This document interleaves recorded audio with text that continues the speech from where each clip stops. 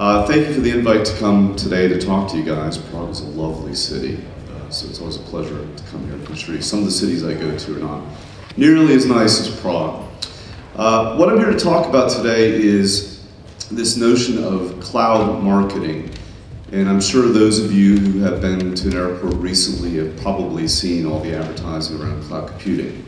IBM, Microsoft, so on and so forth, and obviously Apple getting in the game, and Google and all sorts of other people talking about clouds. But what you don't hear about that often is the marketing implications of the cloud and what it will mean for those of us who are in the advertising industry, the media industry, and the marketing departments at various clients. So I'm going to talk a little bit about that today.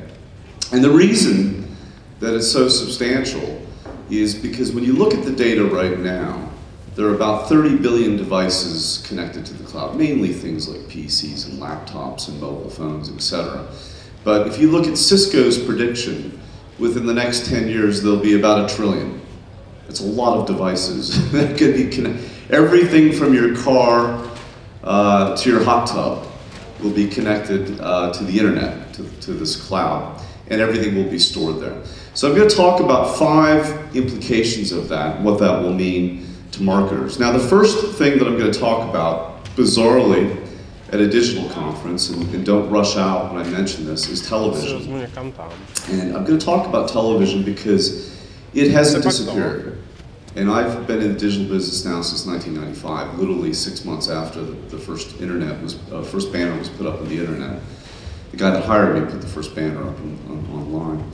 And we've talked in this business for years about the demise of the 30-second spot, the demise of TV, and I hate to tell everybody here, but that has not happened. TV has not gone away.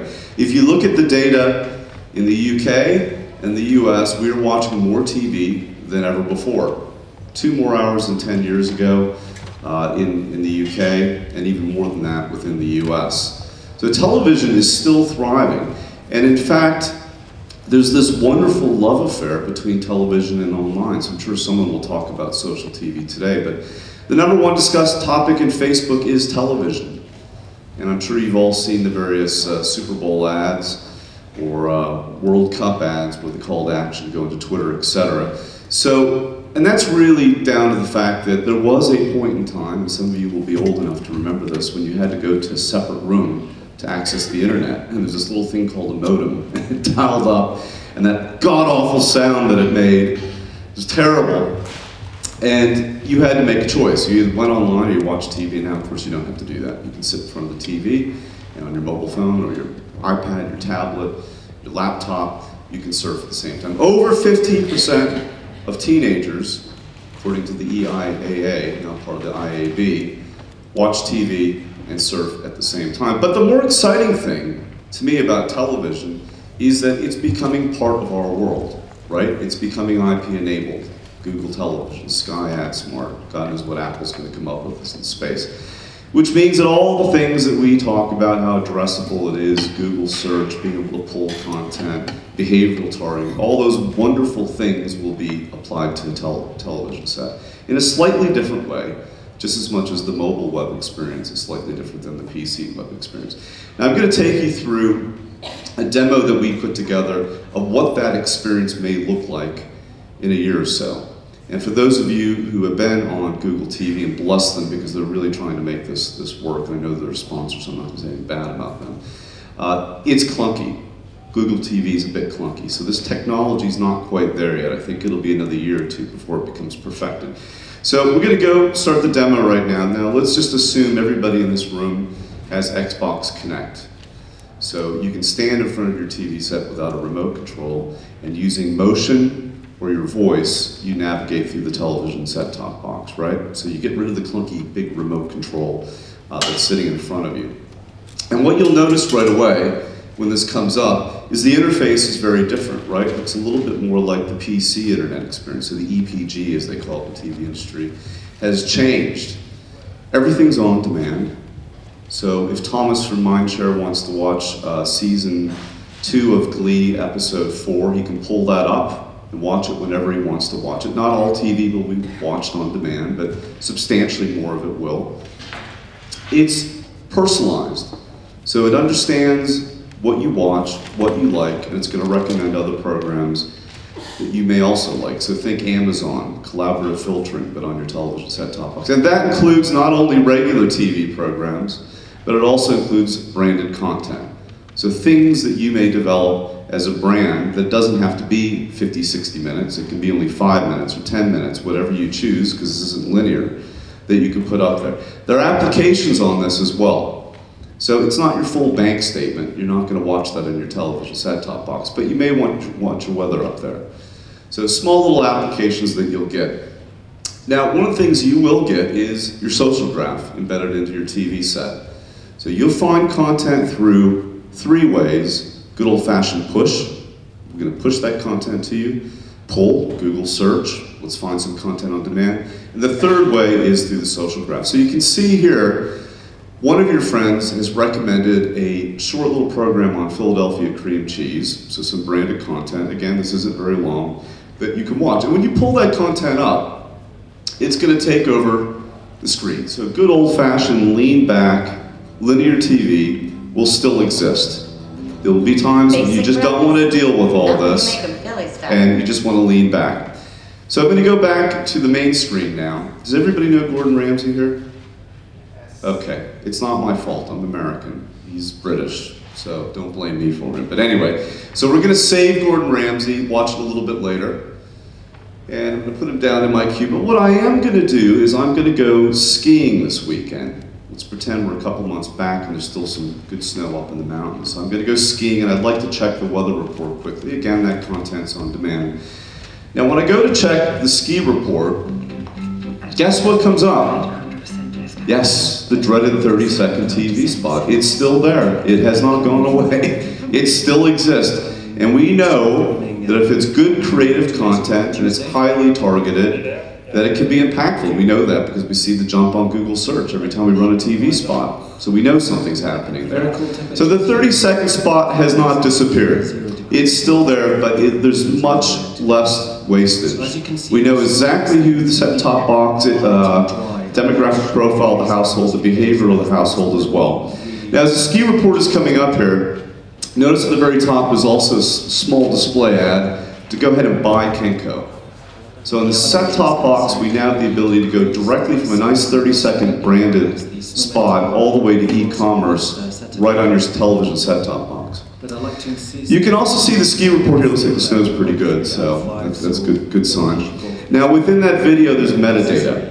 So you guys will all know this, you're digital. So little data that tells you exactly what you're seeing in that video. Now if I really like the jacket that guy's wearing, I can simply point to that and the Burton's catalog is going to come up on the right hand side, so I can go ahead and take a further look at that jacket and perhaps even buy it.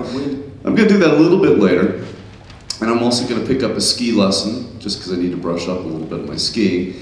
And I'm going to go back. I'm going to go back to Gordon Ramsay now and finish that program. Now, this is an example of an application that sits on a TV set-top box that may be very useful, the sort of things that perhaps a lot of you will develop once this platform and technology is in place. Now, as I'm watching this program, lovely recipe. I'd really like to cook that for my wife this weekend, a little romantic dinner, but I don't have a clue what you need to cook it. I don't have any idea at all. That metadata is in the video, right? So I'm going to install this little application called the Craft Kitchen Sink. And what that's going to do is it's going to look at the metadata within that video and compare it with what I actually have in my kitchen via RFID tags. And it's going to sync those two things up and tell me exactly what I'm missing and enable me to then order it and put it into my weekly shopping basket right then and there. So it's going to go ahead and sync and connect to the home network, and then bingo, there you go. Missing from your kitchen, go ahead and add it to shopping list. And of course, if I want to like it or Google Plus it, I can do that as well. So that gives you a little idea of where TV is going, which is bizarrely why I find it one of the more fascinating, exciting parts of the digital business at the moment. Again, I think that's a year or two away. I mean, if you go to an IPTV conference, it's a total mess. It's like 1995 all over again. So there's going to be, I think, a couple of years of trying to get consistency, openness, standards into this particular area. The second thing I'm going to talk about is mobile I'm sure you've heard a lot about this, but as those trillion things get connected to the cloud, what it will mean is that the internet will simply become ubiquitous. The only time you'll actually ever think about the internet is when you can't get on it. And I'm sure some of you have moments like that right now. William Gibson called it inverted cyberspace. You don't go online anymore. Online is literally all around you. And the thing that's really driving that right now is mobile. I won't go through all of the numbers with you. I think you guys know it. 5 billion phones out there, 1.2 billion smartphones, number growing exponentially. If you go to China, that'll be about 400 million smartphones in the next couple of years. So in essence, if you look at the GroupM data, if you look at the Morgan Stanley data, you look at the Google data, next year will be the tipping point where more people will access the internet off of a mobile device, not necessarily a mobile phone, it can be a tablet, which by the way are now selling laptops, or sorry, PCs in the US, then through PCs or laptops. So essentially next year, if you're doing digital, you're doing mobile. And the scary thing about that is only 21% of you have actually developed content that can be seen on mobile devices or is built for mobile. So I don't think people have really fully thought this through as of yet. So what will happen is the internet will become ubiquitous and there'll be a merging of sort of the real and virtual worlds together, which is quite exciting. So you can see some of those things right now through mobile phones. Has anybody tried Google Goggles here? It's great, you gotta try, it's a great application. It's really good if you're trying to impress your partner, your girlfriend, boyfriend, husband, wife at an art gallery. And trust me, I'm American, so I need all the help I can get. But it's wonderful because you can go up to any painting, take a picture of it on your phone, and it recognizes visually that painting and gives you all the information on it. So if you're walking around the Tate Gallery with your wife and she looks at a painting, you say, well, that was Andy Warhol, 1956, and when he was painting that, he was thinking about. So it's a really clever little device. But the implication for you guys is that it recognizes brands. It recognizes logos, it recognizes products. So if somebody takes a picture with goggles of your brand, what is it that you want to come up? I don't know the answer. It could be entertainment, could be a coupon, could be directions to a store, around the block with geo-targeting. So these sorts of things will become much more ubiquitous over the next couple of years as those smartphone levels go up, and as most of you know, Android is the leading operating system out there. So the extrapolation of that is augmented reality, and this is a Dutch company called Layer, where they're literally inserting virtual objects throughout the landscape, throughout the real world. And as you hold up your phone and look through it, you can see all sorts of things in front of you. So, and in this particular case, and HSBC has done some of this work for mortgages. If you walk around trying to look for a house to buy, you put your phone up and you can get all sorts of statistics such as crime rate in that area, whether particular crimes have happened around that street. So it gives you some idea of where this is going. And this sort of technology, Google's working on actual physical glasses you can wear. And when you walk around, this is what you'll see in the horizon. Ford is working on this in the windshield of your car. So as you're driving, you have virtual objects all around you, much like your GPS system, for example, built into the windshield. And of course, you know, the implications for a brand walking through a retail environment and being able to put up your phone to see if your social graph likes that particular product, to see if there's a coupon or a discount or a sample or something you can get related to it. The third area is data. Lots of data, tons of data, more data than you could possibly imagine, a tsunami of data that's headed in your direction. And if you're not prepared for this, you're going to have pretty big issues. 35 zettabytes of data is the projection when we get to that 1 trillion number. Now if you put that on a stack of DVDs, that would take you halfway between here and Mars. We're talking about a lot of information. If you think you've got a lot of data right now, you have no idea. You really need to make sure you've got the technology, the processes, the hosting, I guess, the people, the geeks out there who can deal with data in real time, and they know what to do with it, so you don't drown in it. So we literally are going from the age of Mad Men to Meta Men. You know, it's like Revenge of the Geeks. We hire lots of, look at Thomas from Mindshare, we're hiring lots of geeks right now. So seriously, if you like Star Trek, you speak Klingon, you get data, come talk to me a little bit later. We may have a job for you at Mindshare. So a lot of that data is coming from you.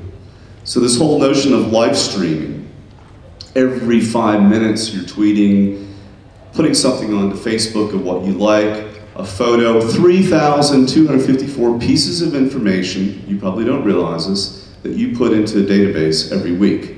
That's a lot of data. So you can see up here, this is a good reason why you shouldn't become friends with your boss on Facebook. I don't know if you could read that, but it's an employee that put, oh my God, I hate my shit job. My boss is a total pervy wanker, and the boss said, don't come into work tomorrow, you've been fired. So probably not a good idea to friend your boss on Facebook. Now, there's some major social implications behind all this. I don't know what it is, but there's some research that came out recently that indicated when you go online, you behave as if you've had 2 glasses of wine. I don't know what it is, but you sort of let down your guard and you do things that you wouldn't normally do in real life. And there's some pretty big implications of that if that data is not used ethically. 35% of companies in the US have not hired somebody because of something they found out about them online. According to AOL, 82% of you think that you don't put confidential information online. 87% of you actually do. So there's some real serious, and I think we've barely scratched the surface of this issue. And now the big thing is, of course, the mobile phone, the carrier companies. They're basically any text message you send, they're tracking. So, and you know the issues with Facebook, et cetera, et cetera. So I think we've barely scratched the surface. I mean, the good news is, as an industry, and I'm not sure you've implemented this here, but the IAB in Europe, IAB US introducing the icon, the Privacy Matters small icon, so you as a consumer can opt out of behavioral targeting if you're not comfortable with it. The reality is the opt-out rate's 0.00025% or something, so it's not that many people actually opt out, and there's the icon. Now, if we use that data ethically, we can do some really interesting things with it, right? I think we all know this. We've got a technology called Xaxis that we use within WPP. That's an audience buying DSP platform. And through Xaxis, we can basically identify very specific target audiences. So for example, if we want to go after guys 18 years old into comic books and target them with Axe advertising, we can do that. We want to get to guys, say, 40 years old into folk music with Chevrolet ads, we can also target those people. 900 variables we can use, right? So if we want to go after, say, women really into tea and target them with a very specific advertisement for shoes, we can do that. Now, we don't know who these people are. We don't know their actual names. We just know they fit into a specific consumer segment, a very niche one in some cases, that we would like to target. Now, we can do this within the PC world at the moment. The nirvana is, once 1 trillion devices get connected to the cloud, that we can do that across devices, right? We can target people basically across those devices with sequential messaging based on their behavior. We don't know who they are, they're anonymous, but it drives up the relevancy of the ad. So let's just take one of those audience segments for a moment, right? So let's say this person goes onto her mobile phone and does a search on gun, right? So we know that she's interested in purchasing a gun. She's triggered some sort of behavior, some sort of intent that now puts her in a particular segment that we may want to target. We also know from the Facebook data that she has a high propensity, her friends, her social graph, have a high propensity to buy Winchester rifles. Okay, so now this is really interesting. If you're Winchester rifles, you know exactly who you can target. Because the television set-top box is connected to the cloud, it's IPTV enabled, or IP enabled, we can then target her with a Winchester rifle TV spot. And finally, when she goes to GunsRUs.com, we can put up a nice, rich media advertising unit to go ahead and convince her to go ahead and buy that gun right then and there. So this sort of gives you some idea of how we can target across device based on behavior to a specific segment, again, all done anonymously. The fourth area we're going to talk about is social. And you guys, some of you may remember this, some of you may not. There's a point about 10 years ago when every CRM department suddenly woke up one morning and thought, we can do email. We don't have to send out old mail anymore. We can do email, and it's cost effective, and we can customize it, and greater frequency, and so everybody moved all their old posts over to email. The same thing's happening again now, because based on the research that's coming out, young people have changed the way they communicate. They don't use email. Email's for old guys like me.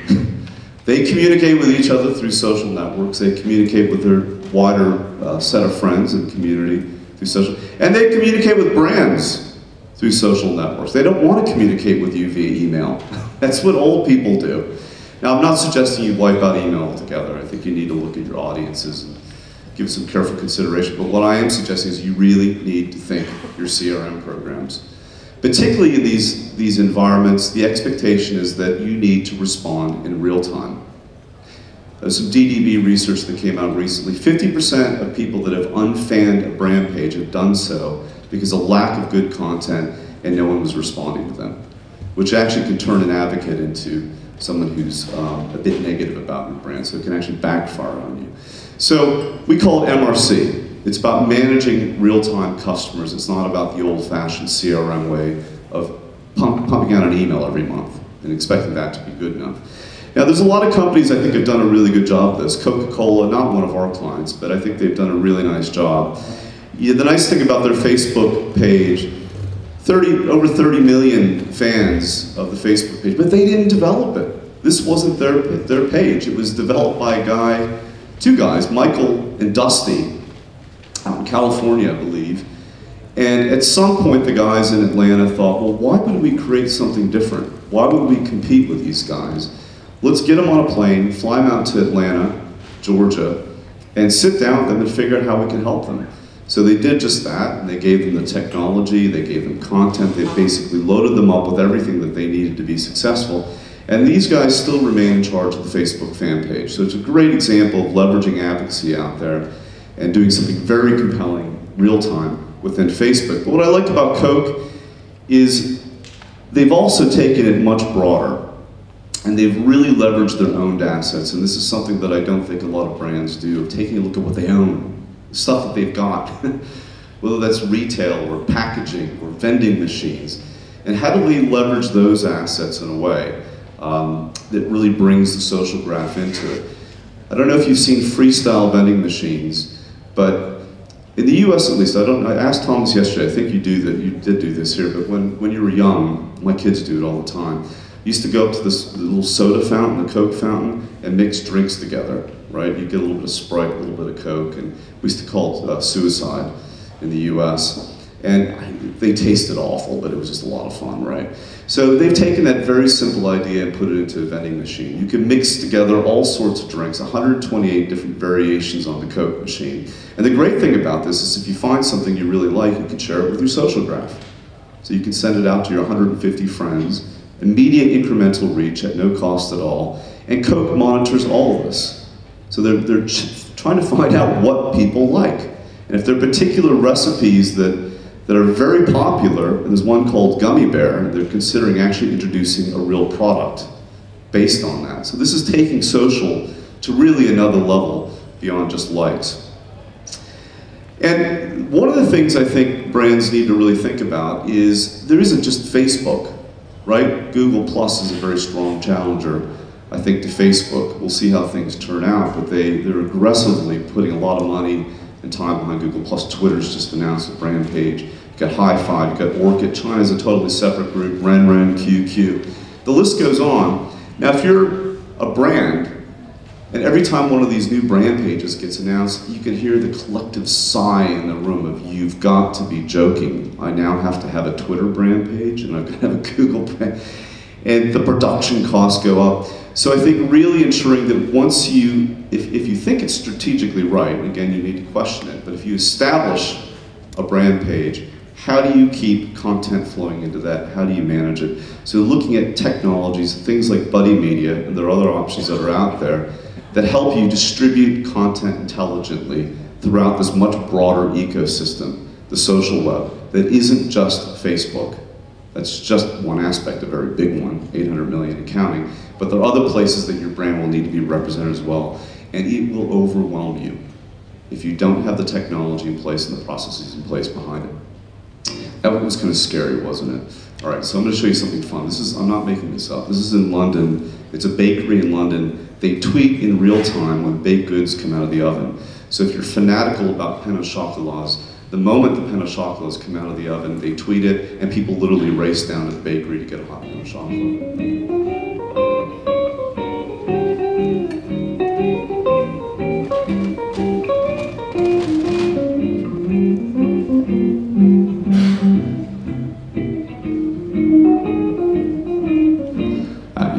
I'd love to have one of those tweet machines, that would be great. Now the fifth and final area is what I would call transformers. And these are companies that are really embracing the cloud to do things they simply could not have done within an analog world. It would have been impossible. And a couple examples of that. One is, the question becomes, what would you do with a toilet paper brand? Mind boggles, where would you go with that? And there was a consumer who created an application called Sit or Squat, and Charmin now sponsors that. So it's a great example in this world, this very open world where two parties come together versus a brand feeling like they have to do it alone. But Sit and Squat, it's on your mobile phone, you walk around, say you're in Prague, and you have to go to the toilet, and you're thinking, where can I go to the toilet around here? Well, it geolocates where you are and shows you the toilets that are around you. And then it gives you user reviews of those toilets. So it's either a 5-star review or a 3-star review. And in fact, a lot of them have actual photos. You can take a look at the toilet to see whether or not you want to go to it or not. And then of course you need to make the decision whether you want to sit or squat. But that gives you an example of utilities. Things that toilet paper would not have done this 10 years ago. And now you've got toilet paper creating very useful utilities. Nike's another great example, one of our clients. And Nike, does anybody have Nike Plus here? Yeah, so a couple people. It's a great application utility. It's a little chip you put into your sneakers. It tracks your performance, how fast you're running, how long you're running, the calories that you've burnt, etc., and loads that up into the cloud. You can then share it with your friends. If you're competing with somebody, you can compare your scores. If you're training, you can train with other people. And a great example, again, of two brands coming together, Apple and Nike in this particular case. Another example of a company using the cloud, Progressive Insurance in the US. They have a little tiny device. You plug this into your car, and it tracks your driving performance, and it tracks how fast you're going. So if you go into the speed limit for 3 months, you get a discount on your insurance. You get like a 30% off your insurance because you're a good driver. Somebody asked me what happens if you're a bad driver. You go to the speed limit, do they share it with the police? I don't know, actually, but if you're a bad driver, I wouldn't implement this in your car. Probably a bad idea. Now we go back to the craft example that I mentioned before. And again, this is somewhat futuristic. Let's go back to that craft kitchen sink. And now they've done a deal with Nike. So it's Craft Kitchen Sink Plus. This helps you. If you're training for that marathon, need to maintain your calorie intake, make sure you're fit. This is the application that you want. And when you're out and about, what you can do, based on the daily calorie intake that you want to maintain, you can check what's in your kitchen and whip together a recipe based on that, right? Oh, it's on the wrong slide. So it's in your refrigerator. You go check, see what's in your kitchen, and whip together a recipe that, again, keeps you within your daily calorie intake. If you're out at a restaurant, you really like this meal, great meal, you can simply take a photo of it. Think about Google Goggles, and it tells you immediately the ingredients that you need to make that recipe, and again, compares it with what you've got back in your kitchen. There you go, recreate the meal. Now the great thing about this is that if you don't have something in your kitchen, what you can do is check your neighbor's kitchen, because they're part of your social graph, and they're part of this application. So if you need some butter, for example, you're out of butter, you can see whether your friend around the corner's got any butter in their kitchen, and then you just press a little button and ask them whether you can borrow some butter from them. So very, very convenient there. And of course, if you're out jogging, running around, Nike clothes have all these sensors within them, think Fuel Band, Nike Plus, etc. And what it will do is, based on the calories that you burn, the heart rate, sugar levels, water levels, etc., it will suggest a post-workout meal. It'll tell you precisely the meal that you can eat. Now, this may sound like science fiction, but I don't think this is far away. This is probably a year or 2 years away. The refrigerator application's already been launched by LG, and Nike Fuel Band, I can assure you, with what they're trying to achieve, and where they'll go with the technology. This is not too far away, which is exciting. Right, okay, I only have a few more minutes. One last case study here. This is some work that we did for Unilever out in Japan. It's a really great case study because it touches upon a lot of the things that I talked about. the importance of mobile, utilities, but perfect fit for the brand. And without further ado, I'll show you the case study. The X Effect has been launched in Japan in a major way, with majorly impressive results. But as young guys took to the body spray with gusto, we noticed the gap. Guys weren't using it on a daily basis. And so, the challenge. Get guys to use Axe every day. Using traditional methods of media every day might have been very pricey. Then we hit on a small insight. Over 80% of young guys use their phone as an alarm clock. When we added Axe's unique seduction viewpoint into the mix, we made the leap. The Axe Wake Up Service. Axe Wake Up Service! All roads now lead to a unique piece of content on the mobile phone. A mobile application that means young Axe guys are woken up by beautiful women every morning.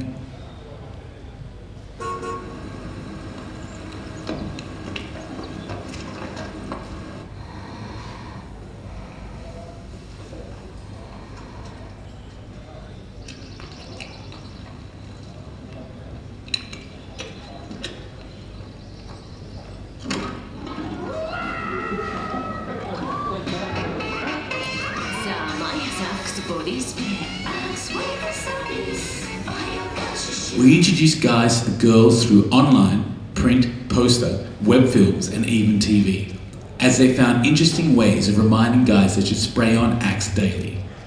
You could access through the toll-free number, of course staffed with Axe girls. Register and you are on your way. Scroll through the angels, read their profiles, and you can even choose the angel you woke up with next day. Just set the time and sleep well. On morning one, things were all very professional. 起きてください。朝はちゃんと起きないと。アックスも毎日ちゃんと使ってね。